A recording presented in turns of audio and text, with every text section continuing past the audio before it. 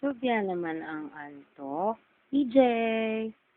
Oy, Sofia naman. Hindi marunong mag-excuse me si Iya Bebe Boy. Oh, kataot. Hindi marunong mag-excuse. Sus, antok mo. Oy, sus. Oy, sus. Babagsak na Iya Bebe Boy. Oy, sus. Suplado na, Iya Bebe Boy. Suplado na, Iya Bebe Boy. Ay, sus. Paano naman si tita ni Maitel? Paano naman mahihiga si tita ni Maitel? Ay, walang pakialam, Iya Bebe Boy. Basta siya, antok siya. Ay, subya naman.